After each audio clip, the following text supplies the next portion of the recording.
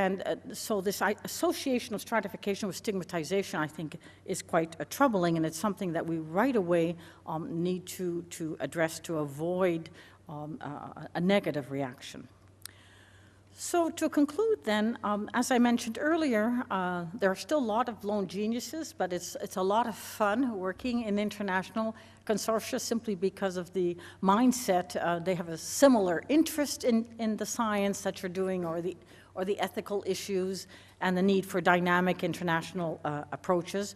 We certainly need to have some sort of international clearinghouse, if you like, that could handle the 3 A's of access, attribution, and authentication in a way that consortia could use so they could be more efficient and work clearer. But most of all, we need to have more complex adaptive systems for policymaking. Now, I borrow this. I saw Steve Scherr's slide with all the arrows and stuff. It reminded me of Barabasi, the great Italian scholar who works on complex systems and what he calls the diseasome. And he has a wonderful map, which I have in my office, with all the diseases all sort of connected and so on. So how do we do this? What are the 7 steps for complex adaptive systems? Well, one, we need to do scenario planning. We can work with game theory and see who's a risk taker or how risk is perceived and understood. We could do these science cafes. I don't know if you've participated in them. They're really great. I mean, the questions from the audience. So we broaden our deliberative community. We adjust our policies. We don't wait for 5 or 10 years, such as start looking at the Tri-Council policy here in Canada, add some best practices for children in particular, as we did for Aboriginal peoples.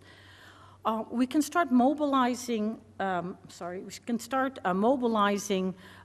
new social networks. We heard someone said empowerment of consumers this morning. We heard citizen scientists I just mentioned, and Mary Claire King in her editorial in Science on November the 2nd talked about scientists as world citizens, so that was interesting. We can decentralize. I think the empire builders will find themselves increasingly, well, the single, me, myself, and I empire builders will find themselves increasingly isolated. We can extend peer review, bring in citizens or patients, or in terms of social relevance, the end users, as they're often called. And finally, we should continually calibrate, even within projects, and make sure that the funders understand the need to be able to have our Gantt charts, dynamic and changing as well, in order to respond to the challenges of the new science. So in conclusion, I would argue that, and everybody knows I goes in 3 S's or P's or 7 C's in the UGO Code of Conduct. 3 S's then, it's a teaching thing that I sometimes use. The social role of science. I'm really heartened. I think most of my pure science colleagues are very much aware of the social role of science. I'm not sure the politicians are. And if so, then we need to promote surveillance, increasing surveillance based on the genomic information that we've heard about this morning and we'll hear about tomorrow. And surveillance is a public health activity mandated by legislation and very rarely used. But I think we don't have any choice, because we need surveillance to get to stratification. And for me, the stratification is the only way targeting that will allow us to target health to subpopulations at risk, irrespective of the traditional categories, some of them according to the new categories. And being a Canadian and being very proud of our universal healthcare system, I think that the 3 S's are probably the only way that we can make sure that there's a 4th, that our healthcare system is sustainable. Thank you.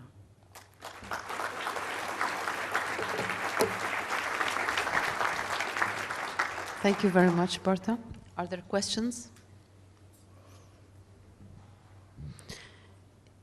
If I may ask you, you talked about the social role of science and that our politicians are not quite tuned to this yet. Do you have suggestions how we can improve the situation? One, I would look international, if that is the new, so we don't have to prove only locally. I mean, we do owe a duty to the funders who have taxpayer money to make sure that the benefits of science benefit Canada, but I would certainly say that internationally is the way to go. I mean, the figures we just saw from Michael about the increase in cancer, and I'm sure Pavel Hamet would talk about hypertension in developing countries, that these chronic conditions aren't ours, you know, they're everyone's, and we need to sustain infrastructures. We need to find money for infrastructures.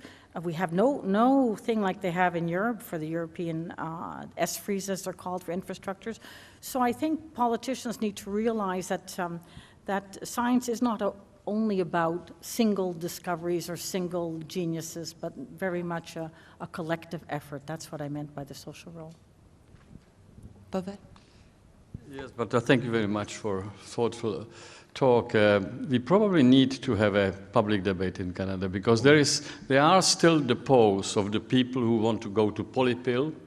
Why we don't, if somebody has a part of the disease, why we don't treat the other diseases which may come with it? That's just the opposite what we are trying to do. You know, to use statins, to use the calcium channel blockers, aspirin, and all that in the one pill. There is a tendency to do it. There is a tendency to propose it to the whole world. And the opposite of it is the stratification, which we are using as a kind of improvement of the just general epidemiology, treat everybody.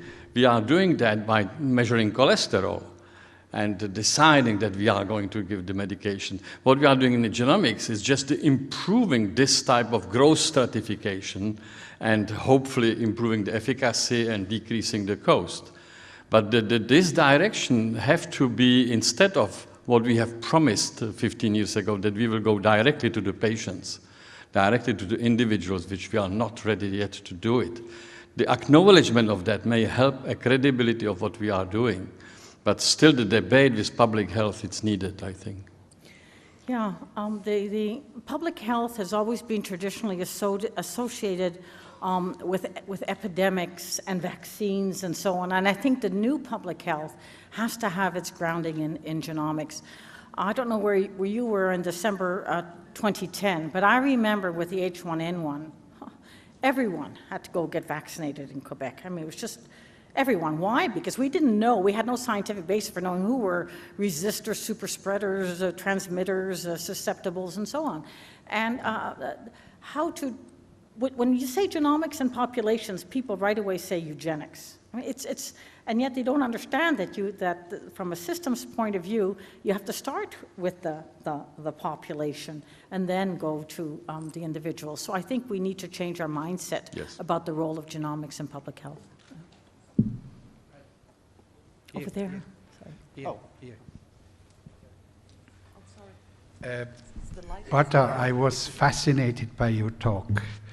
Actually, you talked about communication, using a lot of small, practicable packages on how to solve communication. And me coming from agriculture and botany and seemingly less harmful things, but actually related to hunger, which is very harmful, I can translate your talk into agricultural terms nearly sentence by sentence. Good. And I think this is a project I want to do. Maybe you can help me translating it. And I was also especially happy to see that you used the Gartner's hype cycle, which I love for many years. And another hint is maybe Elaine's co-author's book about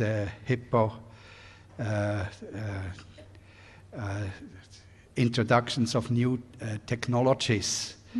She did that as a Columbia University historian, and she finds repetitious faces, and it's quite a good book, and I can recommend it to you. Yeah.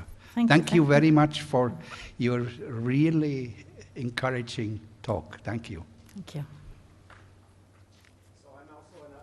also an agriculturalist, but I've got a clinical patient question here. You touched on something that you called citizen scientists, and that sort of sparked something with me that I thought you might expand on.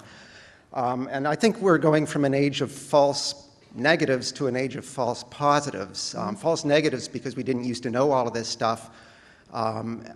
So I've gone and had my SNP genotype done, and I've got 500,000 SNPs, and anyone else can do that these days. It's pretty cheap. And so I've got a whole bunch of false positives now instead of false negatives, but there's still nothing to be majorly concerned about. But it's just around the corner when we can get our genome sequence done. What are we going to do about commercialization of that? Are there restrictions in place to prevent companies from going out and giving huge numbers of false positives, because it's just around the corner. And I'm sure that I've got rare alleles in 50 or so of my genes that if I knew about, I might want to get further clinical testing done. What is the commercial implication? You're speaking to an issue of the direct-to-consumer, which some consider to be an empowerment of citizens just being able to send in their saliva or blood sample or whatever and getting their readout. You've probably heard that different scientists have done this themselves and sent it to different companies with different results. Some countries, the FDA and so on, are beginning to regulate the direct-to-consumer sites that offer these tests, not only in terms of the requiring that they validate them in other labs, requiring that they have a physician or a genetic counselor that is there for the consumers who consume these services. And some are now beginning to think that they should control whether they are, parents are sending in minors or minors are sending in their own DNA. So we're just beginning to look from a regulatory point of view on how to handle this in a way that doesn't limit freedom of expression and intellectual curiosity of citizens, but at the same time isn't fraudulent in terms of what they actually can offer in terms of substantive advice. And then they do come in. I mean, the healthcare system is going to be like the ripple effect. That when you go into your physician, you say, what does this mean? And then you get hit with a GP whose last course in genetics was maybe in 1992. And so the whole systemic implications for vulnerable individuals, for possible fraudulent enterprises, and for the ricochet effect on the healthcare system itself are yet to be, if I can say, not necessarily regulated, but governed in some sense. I think at this point in time they should be. I know I'm a law professor, I'm supposed to believe in laws and stuff, and I usually don't, but I do think we need some consumer protection here. Well, on these wise words, I want to thank you very much for giving us a lot to think about. Thank you.